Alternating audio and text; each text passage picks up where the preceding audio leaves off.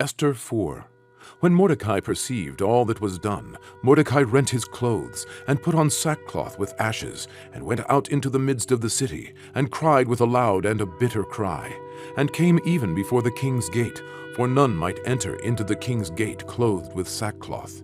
And in every province, whithersoever the king's commandment and his decree came, there was great mourning among the Jews, and fasting, and weeping, and wailing, and many lay in sackcloth and ashes. So Esther's maid and her chamberlains came and told it her. Then was the queen exceedingly grieved, and she sent raiment to clothe Mordecai, and to take away his sackcloth from him, but he received it not. Then called Esther for Hatak, one of the king's chamberlains, whom he had appointed to attend upon her, and gave him a commandment to Mordecai to know what it was, and why it was.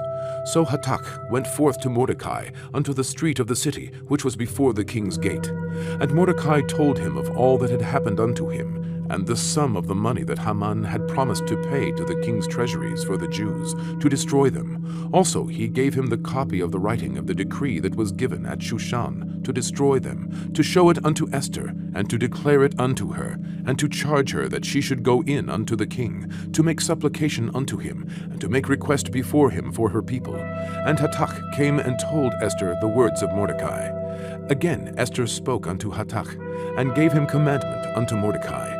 All the king's servants and the people of the king's provinces do know that whosoever, whether man or woman, shall come unto the king into the inner court, who is not called, there is one law of his to put him to death, except such to whom the king shall hold out the golden scepter, that he may live.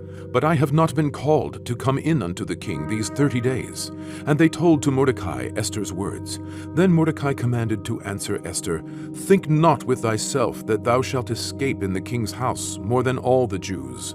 For if thou altogether holdest thy peace at this time, then shall there be enlargement and deliverance arise to the Jews from another place.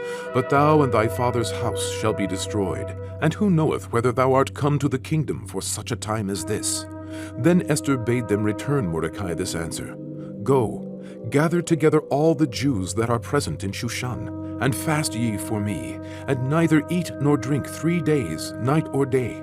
I also and my maidens will fast likewise, and so will I go in unto the king, which is not according to the law, and if I perish, I perish. So Mordecai went his way, and did according to all that Esther had commanded him.